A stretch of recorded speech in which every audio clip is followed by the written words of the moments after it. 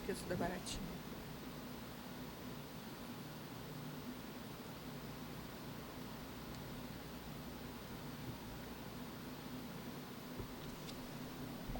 CEAP, Centro Espírita Altivo Panfiro. Uma casa de amor.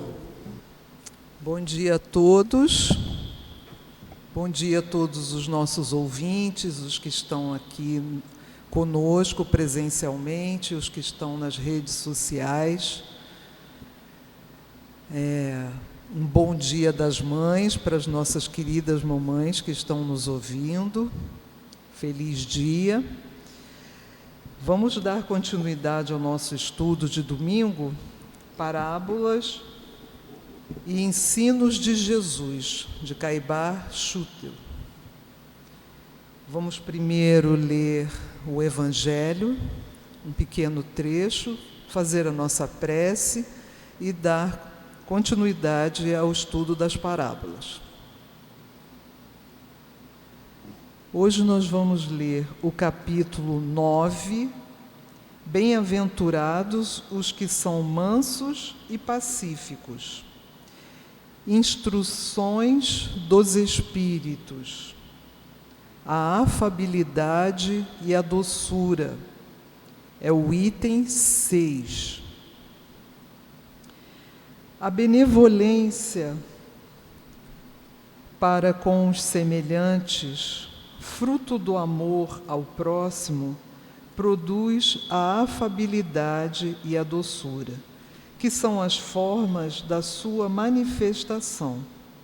Entretanto, nem sempre se deve confiar nas aparências, pois a educação e a vivência no mundo podem proporcionar o verniz dessas qualidades ao homem. Quantos há cuja fingida bondade e simplicidade é apenas uma máscara para o exterior, uma roupa cujo corte planejado dissimula as deformidades ocultas?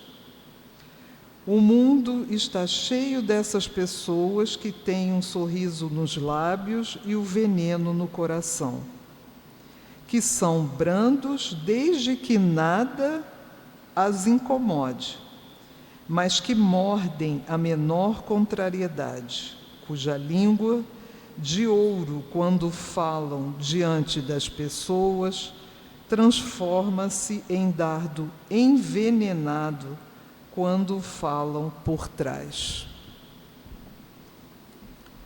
Elevando nossos pensamentos ao nosso amado Mestre Jesus, ao nosso Pai Celestial, buscando a sintonia com esses trabalhadores amorosos que sustentam nossa casa, que estão sempre ao nosso lado, nos auxiliando, intuindo no caminho do bem. Agradecemos ao Senhor Altivo, nosso dirigente espiritual, e a todos os demais irmãos que conosco desenvolvem o trabalho na seara do bem. Querido Jesus, abençoa-nos nessa manhã luminosa e que possamos estar atentos a esses ensinos, para que consigamos nos libertar de nossas imperfeições. Agradecemos a Caibar ter nos deixado esse livro maravilhoso e pedimos licença ao nosso mestre para dar início ao estudo da manhã de hoje. Graças a Deus.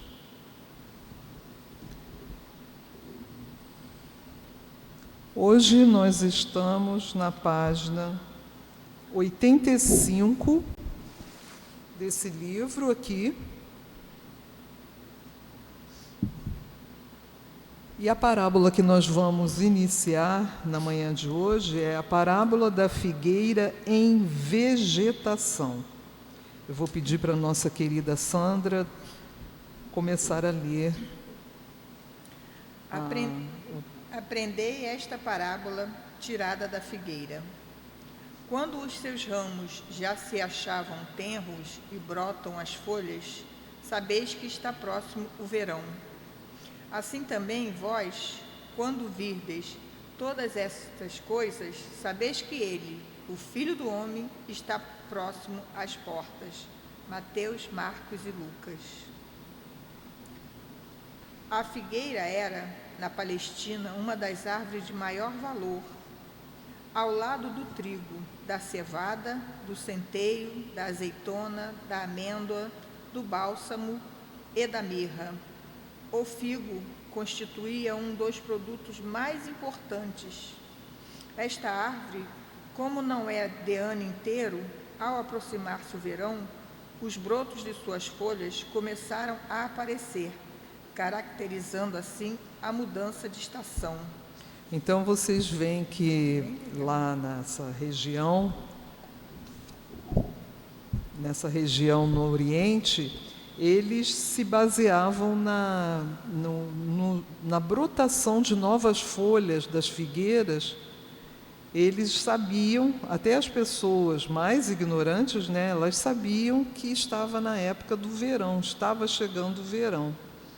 E entre todos esses elementos aí, todos esses alimentos importantes a essas pessoas daquela região, que é uma região muito seca, né, uma região árida, de difícil cultivo, mas eles tinham todos esses produtos muito importantes à alimentação do povo. E o figo constituía um dos produtos mais importantes. Até hoje eu acredito que é importante. Para bem assinalar o período da transformação do mundo, que precederia a sua vinda, Jesus comparou ao período intermediário entre a primavera e o verão, cujos sinais são descritos no capítulo 24 do Evangelho de Mateus, assim como a entrada do verão é assinalada pelos brotos da figueira. Então, Jesus utilizou essa importância da figueira para aquele povo para fazer uma referência à importância dos ensinos que ele estava trazendo naquela época em que ele esteve encarnado entre eles. Então, ele fez aqui uma comparação. Para bem assinalar o período da transformação do mundo, a gente sabe que houve uma transformação imensa depois da vinda do nosso Mestre ao planeta. Que precederia a sua vinda, comparou ao período, esse período onde as folhas da figueira começavam a brotar. Então ele tentou marcar essa época, né, para que as pessoas não esquecessem e como era importante para eles, né, as novas folhas brotarem, porque logo depois viria o figo do qual eles se alimentam, né, eles iriam guardar e compreender a importância da vinda de Jesus ao planeta. E esse sermão profético se tem cumprido em toda a linha.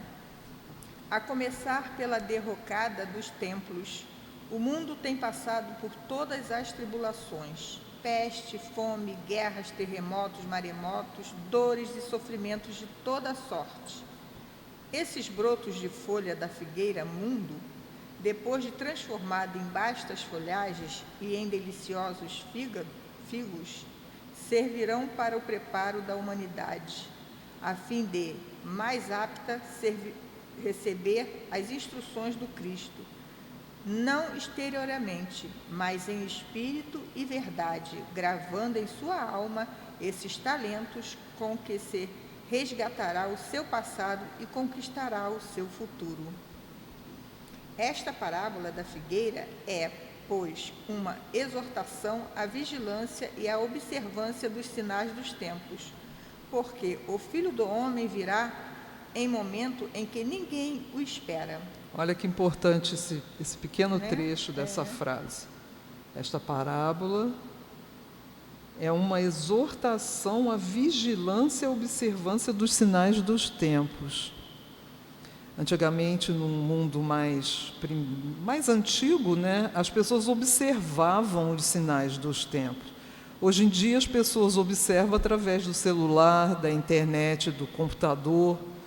Né? As pessoas não estão sintonizadas com esses sinais que continuam vindo e nos mostrando as mudanças que ocorrem no mundo. Não só as mudanças difíceis, né, como as boas mudanças.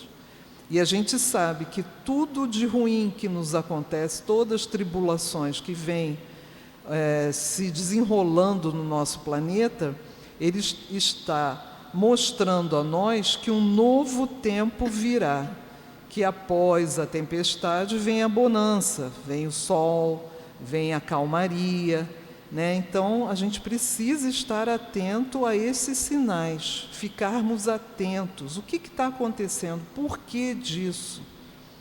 Né? Sempre é preciso destruir o velho para que o novo renasça, apareça, se concretize. É isso que está sendo dito que Caibar está tentando explicar para nós aqui. No capítulo Sinais dos Tempos, o leitor se inteirará melhor do significado desta parábola. Então, no livro deve ter aí uma parte, né? Deve ter. Deve ter uma parte aí que tem sinais dos tempos, em que a gente vai poder compreender melhor. A gente tem que dar uma olhada aí no Sinais dos Tempos, está aí na página 302 desse livro. Caibar nos traz esse capítulo que provavelmente vai explicar muito bem isso que ele nos trouxe nessa pequena explicação dessa parábola. Essa parábola curtinha tem ensinamentos bastante profundos. Agora vamos dar início a outra parábola dos servos bons e maus. Quem é, pois, o despenseiro fiel e prudente, ao qual o Senhor confiará a direção de sua casa, para que em tempo devido distribua o alimento? Bem-aventurado aquele servo a quem o seu Senhor, quando vier, achar assim fazendo. Em verdade vos digo que lhe confiará todos os seus bens.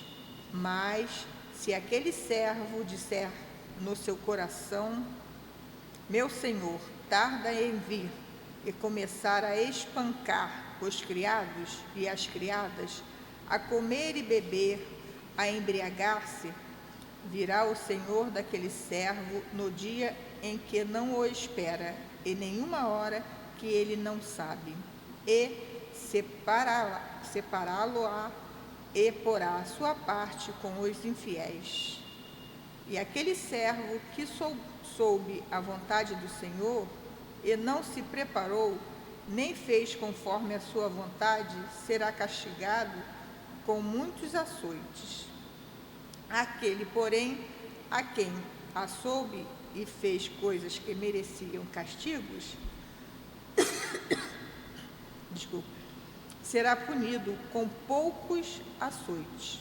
A todo aquele a quem muito é dado, muito será requerido, e a quem muito é confiado, mais ainda lhe será exigido. Mateus e Lucas.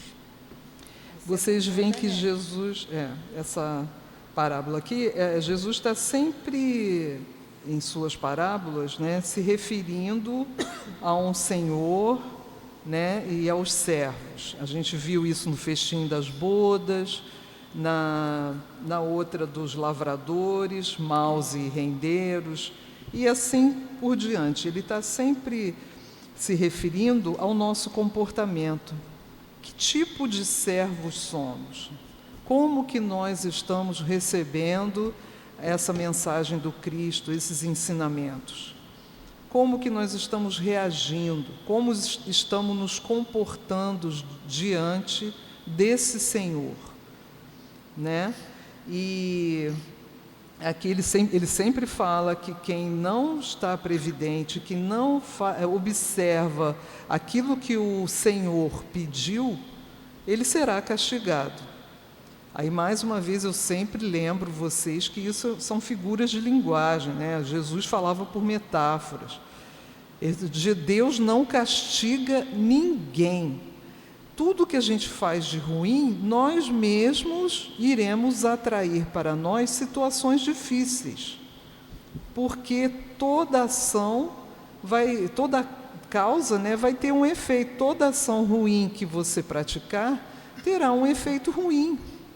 Isso está na lei. É uma situação de vibração. Você vibra no mal, em atitudes ruins, você vai atrair isso. É preciso a gente estar sempre buscando ter pensamentos positivos, atitudes caridosas, amorosas, fraternas, porque nós vamos atrair isso. É óbvio que no mundo de provas e expiações, a gente também vai se deparar com o mal, né? Ninguém está livre disso. Nem os nossos grandes figuras do Espiritismo conseguiram passar sobre o planeta sem sofrer alguma coisa ou outra, doenças, agressões, ataques, perseguições. É um planeta em que a gente vai estar sempre se deparando com isso. Mas se nós estivermos buscando o bem, buscando observar a lei divina, nós vamos estar mais tranquilos, mesmo com todos os ataques que viermos a sofrer, porque nós teremos a nossa consciência tranquila. Então é mais ou menos isso aqui. Agora, nas próximas páginas, ele vai nos explicar essa parábola. Este ensino, que se constitui em verdadeiro mandamento para o servo vigilante, deixa transparecer bem claramente aos olhos de todos quais são os servos bons e quais são os servos maus que operam na seara divina. Não são os que vivem na religião, comendo e bebendo, que se salientam como obreiros do bem e da verdade. Não são os que repudiam, condenam e excomungam seus semelhantes, que o Senhor escolheu para seus verdadeiros servos, mas sim os que são fiéis à sua palavra e prudentes no cumprimento dos seus deveres. Quem só trabalha pelo numerário não pode interpretar o pensamento íntimo do mestre. Não pode, por isso, ser sábio, prudente e fiel. Então aqui ele está falando exatamente o que eu acabei de dizer, né? O servo vigilante deixa transparecer bem claramente aos olhos de todos quais são os servos bons e quais os servos maus. Então ele constitui um verdadeiro mandamento. Há uma separação, né? Quem é o bom, quem é o mau. Não são os que vivem da religião, comendo e bebendo fartamente, sem se preocupar com os miseráveis, com as pessoas em dificuldade, né? Que são os servos bons, isso é óbvio. Não são os que repudiam, condenam e excomungam seus semelhantes, que o Senhor escolheu para seus verdadeiros servos. Isso é óbvio, né? Está bem clara a explicação de Caibara aqui. Carmen, depois tu bota uma... Se quiser eu leio. Não, pode só botar água. Depois tu lê. O bom servo só faz os desejos e a vontade do seu senhor. O mau servo faz o que lhe apraz. Aquele que trabalha para cumprir seus deveres, este por vil interesse e para satisfazer desejos bastardos.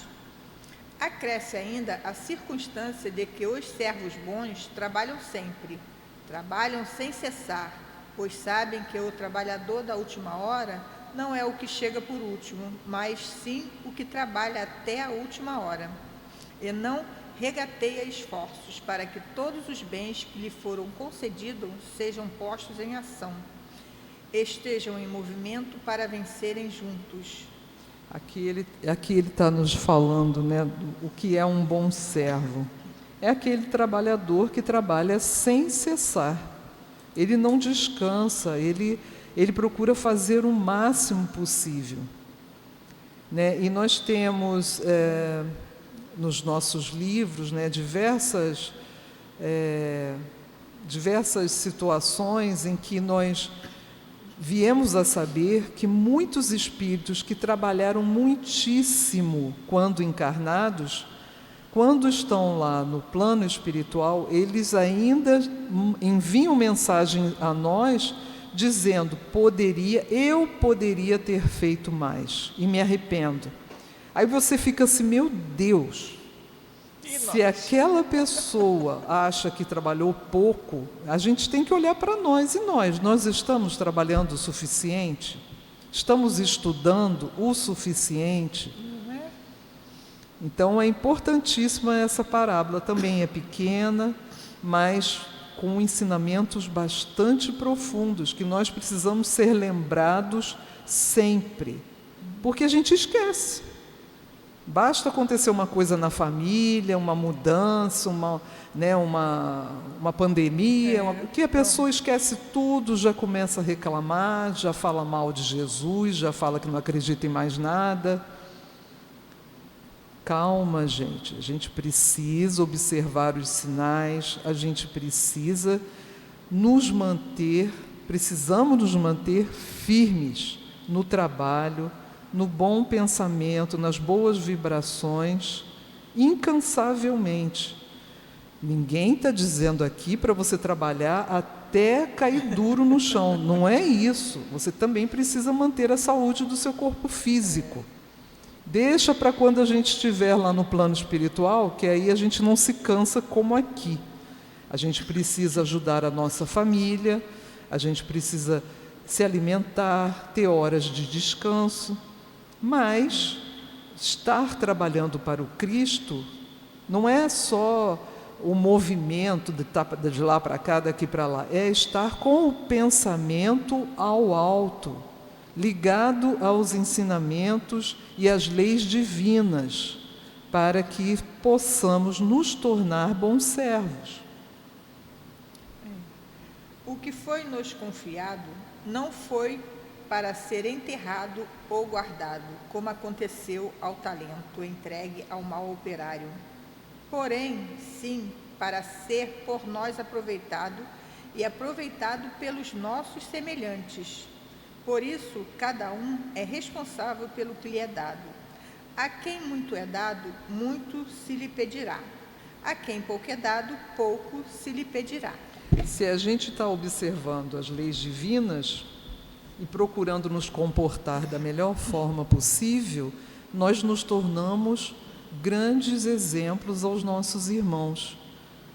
Não adianta a gente tentar incutir esse pensamento de que ele tem que se tornar espírita. A gente jamais deve fazer isso, nem com os nossos familiares, porque o nosso exemplo, o nosso comportamento vai ser a melhor prova de que a gente mudou, de que a gente está agindo de outra forma e que estamos numa situação melhor, mais equilibrados, mais felizes, sem agressões. Então, o que ele está dizendo aqui é que aquele servo, né, que escondeu, enterrou o talento, porque ficou com medo do Senhor reclamar, fez errado. O que é esse talento? São as coisas, são aqueles ensinamentos dadas por Deus, enviadas por Deus através de Jesus. E aí você vai, aprende tudo só para você e fica quietinho lá num canto.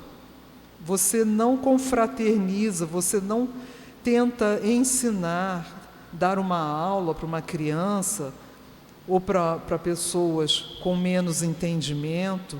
se comportar como você aprendeu, porque não adianta nada você ter a teoria e não agir conforme aquilo que você aprendeu. Então, não devemos enterrar esse aprendizado maravilhoso, esse talento que nos foi entregue. E a forma mais marcante de fazermos uso desse talento é nos transformando, porque a gente só pode transformar a nós mesmos, nós não mudamos ninguém. A pessoa muda, ela se modifica conforme a necessidade e o interesse dela. E assim, as coisas estão todas certas. Todas as parábolas de Jesus são exortações, convites, conselhos, mandamentos para a observância dos seus ensinos, mas exclusivamente para seus ensinos desembaraçados dos enxertos humanos e dos preceitos e mandamentos da igreja de pedra. O dia do Senhor é sempre hoje, e sua palavra será sempre guiando e ensinando aos que ele se chegam com boa vontade, para aprenderem as suas inestimáveis lições. O que disser, pois, meu Senhor tarda a vir, não é um homem espírito, mas sim um ser animal que ainda não pode ultrapassar as barreiras que separam o instinto da inteligência, a vida do corpo da vida da alma, o reino do mundo do reino de Deus. Finalmente, os servos bons distinguem-se dos servos maus, como se distinguem as laranjas pela sua doçura.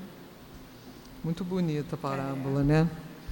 Então, ele aqui explicou muito bem, né, que as parábolas são exortações, convites, conselhos, mandamentos para a observância dos seus ensinos, mas exclusivamente dos seus ensinos, desembaraçados dos enxertos humanos, os dogmas da igreja, todos aqueles preceitos, todo aquele teatro. Né? Os ensinamentos de Jesus foi dado às pessoas simples de forma simples. Ele falava por parábolas, com situações rotineiras daquele povo, para que eles pudessem entender. E muitos compreenderam. Porque se assim não fosse, né, depois do desencarne de Jesus, os seus ensinamentos estariam perdidos para sempre. E não foi isso que ocorreu. Né? Vários seguidores de Jesus continuaram, né, ensinando, passando seus ensinos a outras pessoas. E nós temos um grande exemplo de Paulo de Tarso, que viajou muito longe da região onde ele nasceu, levando esses ensinamentos e também através de suas maravilhosas cartas. Eu aqui convido a todos a lerem todas as cartas que Paulo enviou às pessoas em locais longínquos.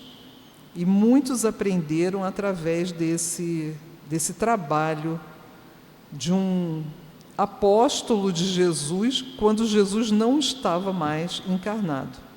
Ele foi um grande apóstolo. Então, ele diz aqui no finalzinho, né? Servos bons distinguem-se dos servos maus, como se distinguem laranjas pela sua doçura. Quem é que gosta de laranja azeda? Eu gosto. Até que gosto. Eu gosto. Mas ele está falando no sentido figurado, né, gente? Pelo amor de Deus. Então é isso. Muito bonita essa parábola bonita, também, né? É.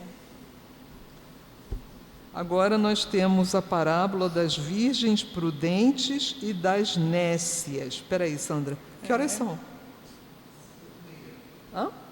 8h30. Ainda temos dá para a tempo. gente começar aqui. Não sei se ela é grande. Obrigada, querido. Ela é grande. Ela é grande, né? É. Mas dá para começar. É bem interessante também. Muito.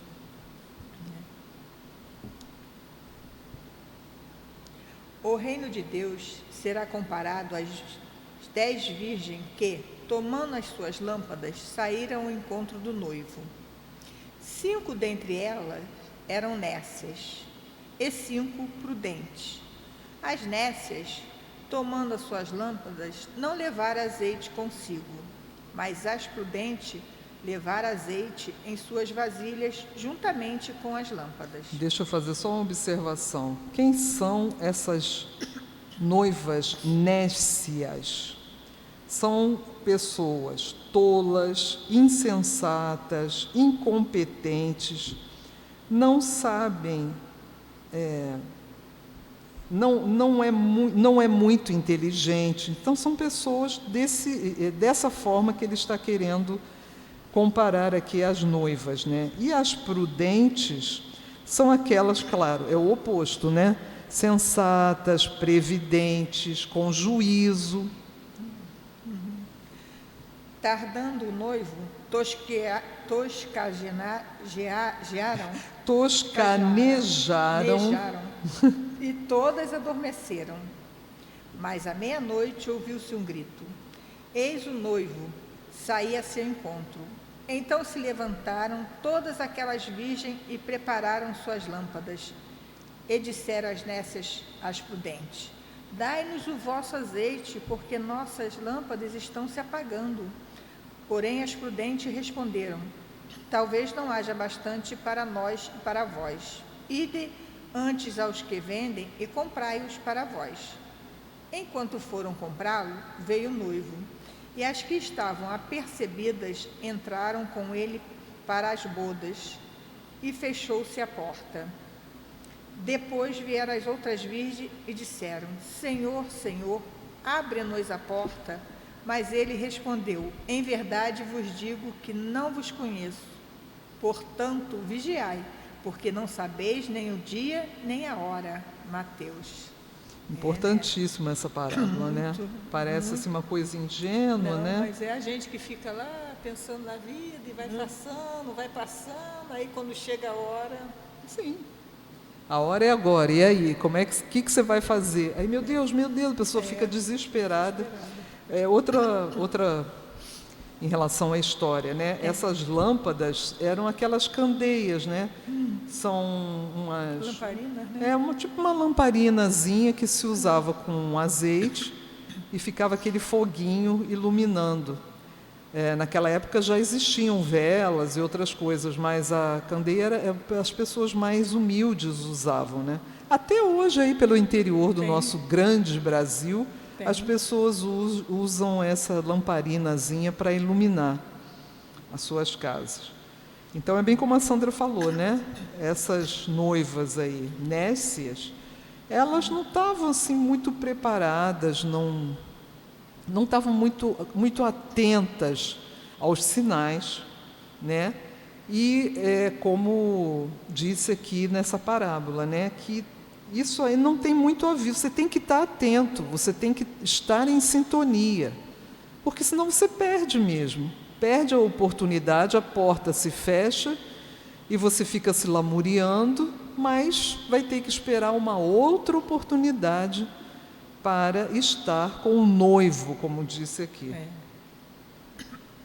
Há virgens e virgens, porque se umas são prudentes, outras são nécias. Esta interessante parábola deixa ver bem claro que o reino dos céus não é um pandemônio de sábios e ignorantes.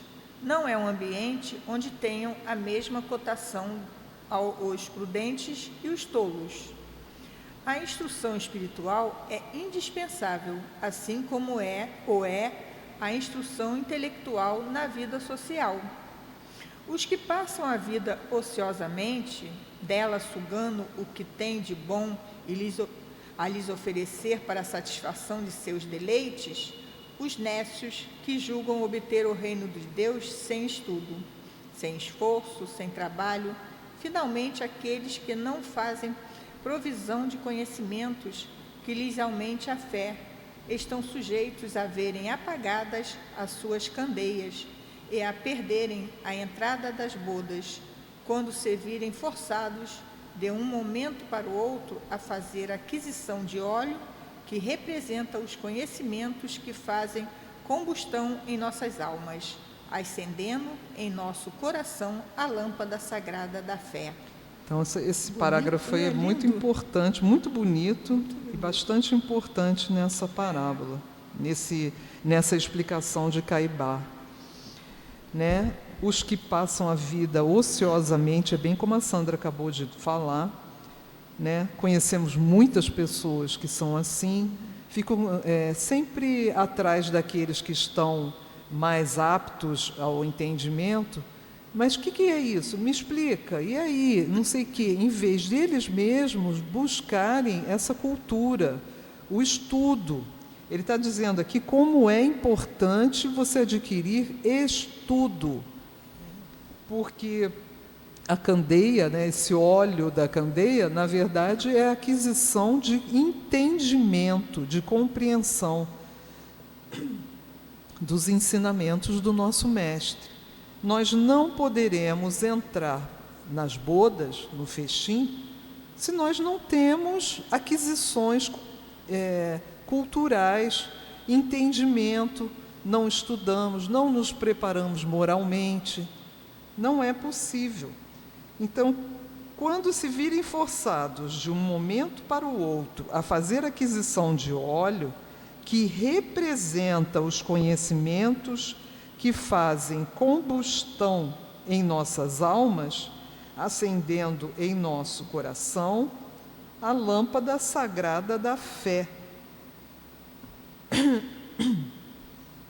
Então, ele como eu já falei, né, a pessoa não pode perder tempo, ficar para trás. E nós temos muitos irmãos assim, que já estão na doutrina, mas têm preguiça. Ah, não, poxa, hoje eu tenho uma festa para ir, eu não vou até lá. Ah, não, o carnaval chegou, agora me esqueçam, eu vou me divertir. Né? As pessoas não precisam virar beatos, não é que você não possa ter seu momento de lazer, de diversão, mas não percam as grandes oportunidades de aprendizado, né? Boas palestras, bons ensinamentos, bons professores, estudo em casa desses livros maravilhosos que vocês não sabem como a gente... Como é que eu vou dizer? Até perdi. Como nós somos felizes, estamos assim numa situação muito boa por termos conseguido acessar esses livros. Se não temos dinheiro para comprar os livros, existem as bibliotecas nos centros espíritas que emprestam esses livros importantes, que é esse óleo da candeia. Tem espírita também que fala assim, eu sou imortal, vou deixar... Exatamente. Vou deixar para outra encarnação, aproveitar mais. Deus tem paciência, Ele esperou até hoje, né? Até hoje. Não vou fazer tudo agora, não. Vou deixar um pouquinho. Jesus é tão bonzinho, Ele não reclama. Ai, gente, tem muito tempo, não é eterna a vida? Aí depois é mandado para outro planeta... E vai chorar, vai reclamar, mas por que eu não posso ficar aí nesse mundo que vai se regenerar? Porque você está atrasado, você não vai conseguir acompanhar. Não é castigo não, gente. Tá? Eu não estou aqui amaldiçoando ninguém não, tá? Por favor, não é isso. Só estou alertando para a gente não perder tempo, principalmente nós, criaturas mais antigas, né, Sandra? Velho não. As pessoas mais antigas como nós estamos tendo uma oportunidade grandiosa, né? Não vamos deixar para amanhã, porque a gente não sabe quanto tempo ainda temos aqui. Mas lá no outro plano espiritual não podemos continuar o estudo? Óbvio que podemos. Mas não é bom aprender e se modificar já agora, antes de partir para o plano espiritual? Isso vai ser muito levado em conta, o nosso novo comportamento, a nossa modificação né? Porque todos nós temos débitos imensos, imensos, com o Cristo, com Deus, com os nossos irmãos. Então vamos correr atrás daquilo que nós fizemos de errado, né? Vamos tentar nos modificar, porque nos modificando nós estaremos mostrando a Deus que somos sim os trabalhadores da última hora. Nós queremos nos melhorar, nós estamos tentando, né? A gente vê lá no Evangelho aquele capítulo que fala do homem de bem. Quando a gente lê aquilo, dá vontade de chorar, né? Que você pensa, meu Deus, eu estou ferrada. Mas não é isso.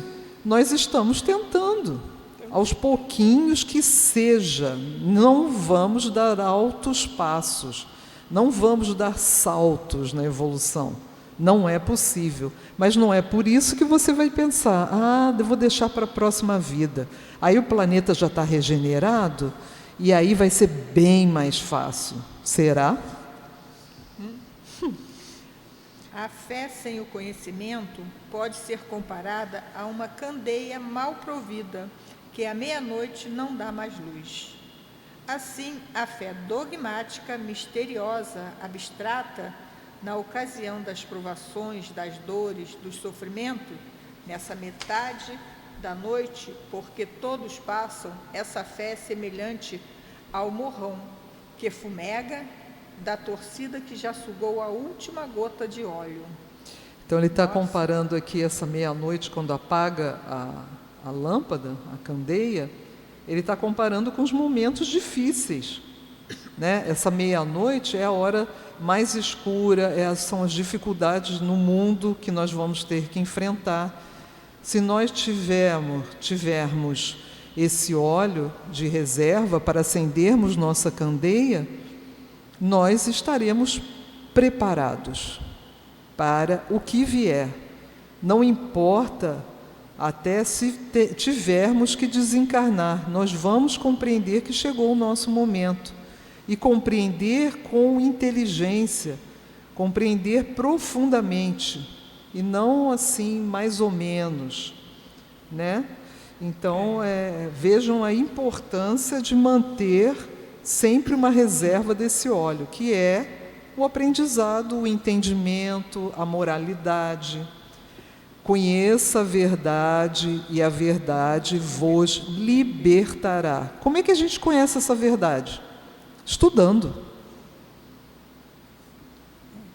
A prudência, ao contrário, manda ao homem que seja precavido, que abasteça abundantemente não só a sua candeia, mas também a maior vasilha que puder transportar, com o combustível que se converte em luz para lhe iluminar os passos, o caminho, a estrada por onde tem que seguir, e que assim possa, envolto em claridade, afrontar as trevas da noite inteira, e ainda ler sobre luz para que ela saudar os primeiros raios do sol nascente.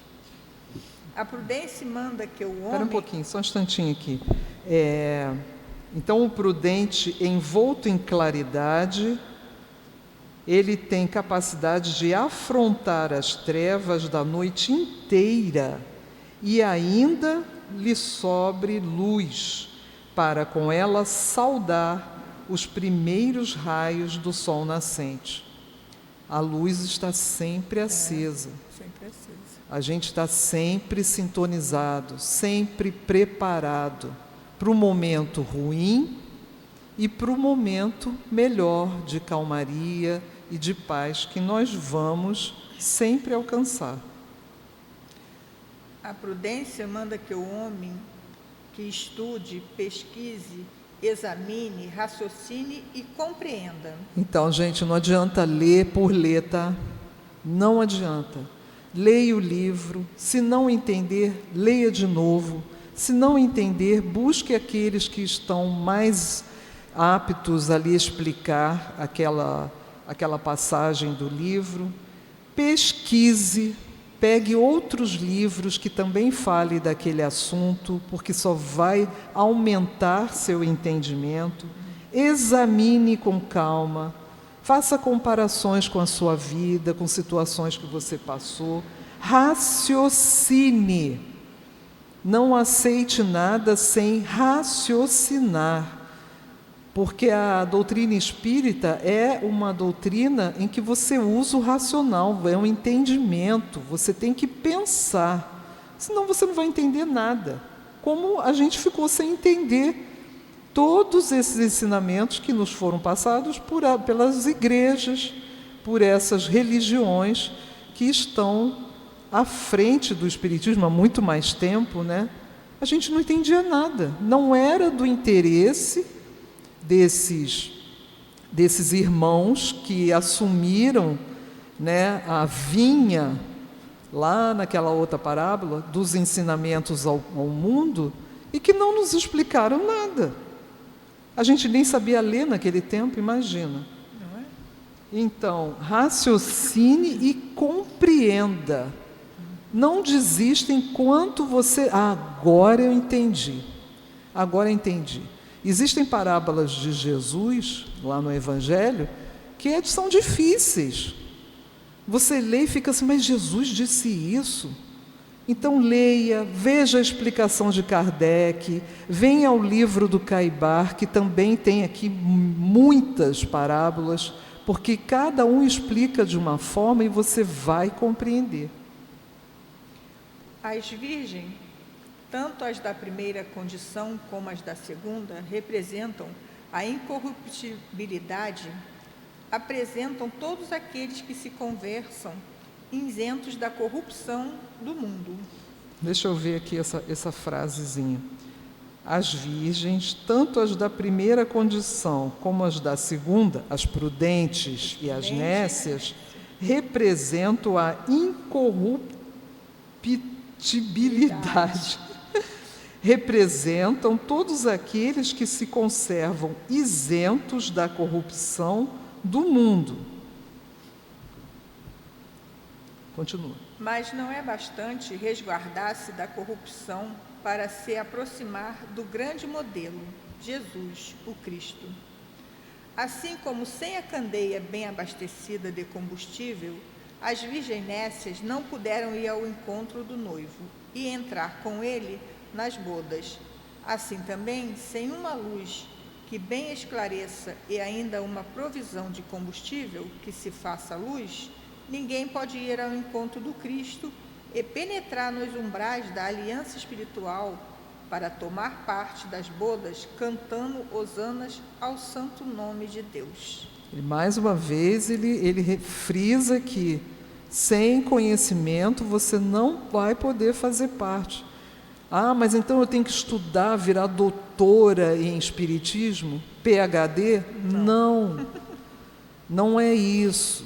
Você tem que entender a doutrina e, com esse entendimento, se modificar, se transformar, abandonar as suas imperfeições. O que é isso? Está lá na parábola da veste nupcial. Você tem que vestir a veste nupcial. O que é vestir a veste nupcial? É você se modificar, se libertar de todas aquelas imperfeições, daqueles pensamentos nocivos, do orgulho, da vaidade, da intemperança, da agressividade. É isso. Não é simples não, tá? Eu estou falando aqui, até é ruim quando a gente fica na frente, que aí todo mundo, Carmen. Não, gente, ainda não consegui. Eu estou correndo atrás. É uma corrida contra o tempo. Contra o tempo, é. A necessidade é um entrave que paralisa o espírito, arrojando-o depois na mais densa escuridão. Deixa eu explicar para vocês o que é necessidade. Muita gente pensa assim, houve um erro aqui, é necessidade. Não, é necessidade mesmo. Necessidade é falta de sabedoria, tolice, asneira, ignorância.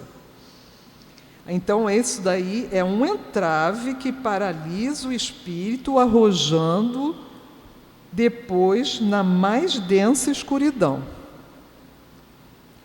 Não é bastante a virgindade espiritual para a entrada da criatura humana no reino de Deus, mas é preciso que a mesma seja ligada ao conhecimento, a todo o conhecimento que nos foi dado por Jesus Cristo, nosso mestre e irmão maior. Ele mais uma vez está frisando que a gente tem que ter conhecimento.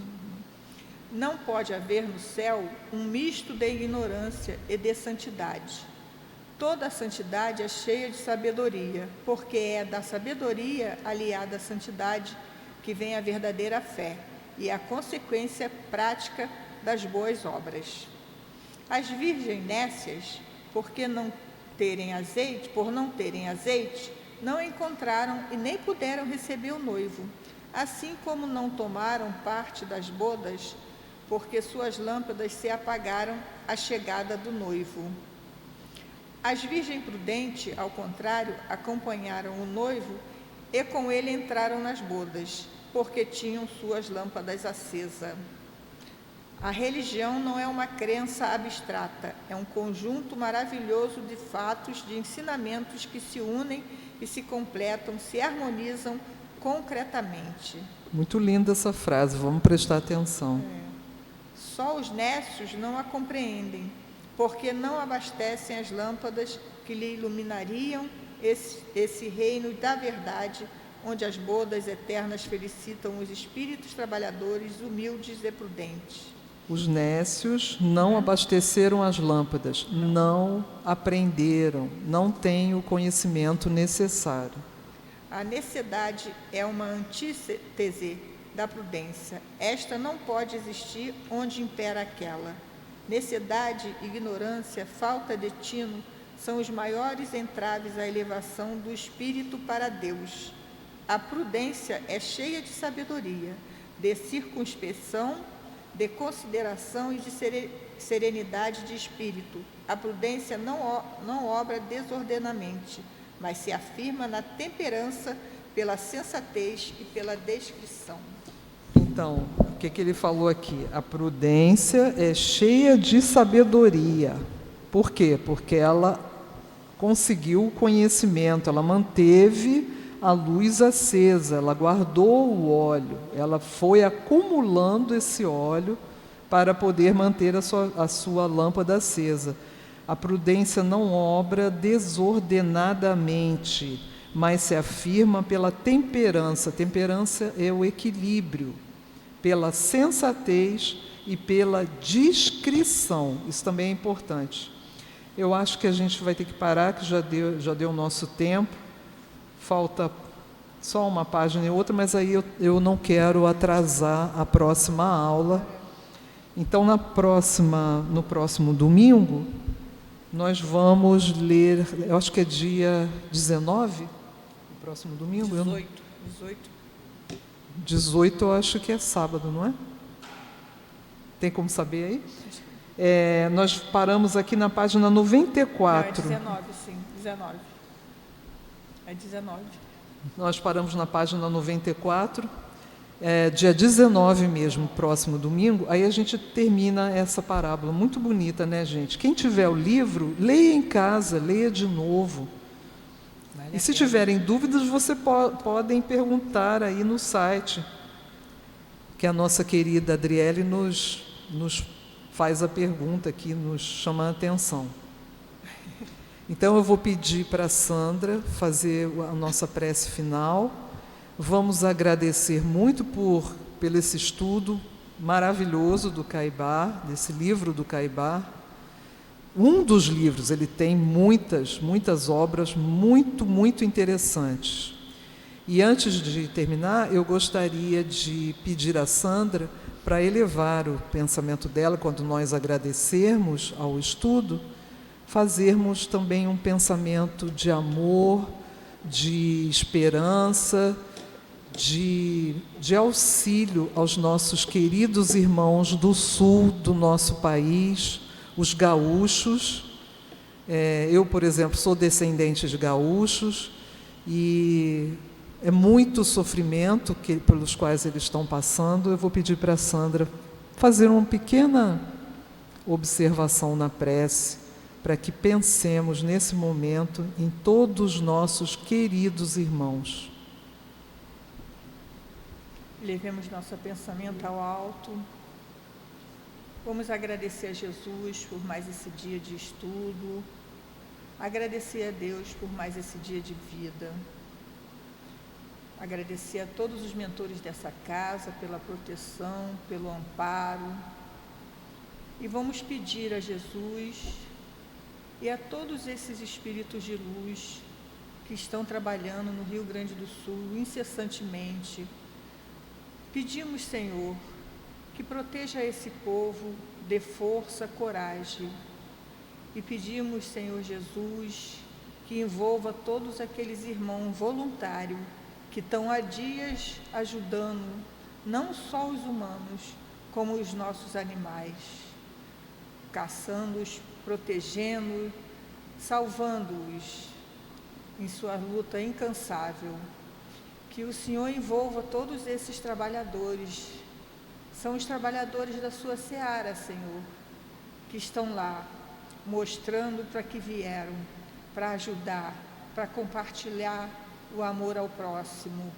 Pedimos muita proteção, muita luz para todos esses irmãos. E pedimos muito amparo espiritual, muita força, muita esperança para aqueles nossos irmãos que foram abalados, que perderam tudo. Que a esperança continue no coração deles, Senhor, para poder reconstruir suas vidas e não perderem nunca a fé em Deus. Eles sabem que o Senhor está ali, os protegendo, os abraçando. Que Deus proteja a todos, iluminando todos aqueles corações. Agradecemos, Senhor. Pedimos também para aquele povo que estão em guerra, que o Senhor os ilumine, que a sua luz desça naqueles corações, trazendo esperança, porque com esperança, Senhor, a gente consegue andar. Que Deus nos ilumine, que Deus abençoe a todos que assistiram essa live, a todos nesse momento em sofrimento. Agradecido, Senhor, hoje e sempre, pelo seu conhecimento, pela sua luz, pelo seu amor. Graças a Deus. Graças a Deus, e que Deus abençoe todas as mamães encarnadas e desencarnadas.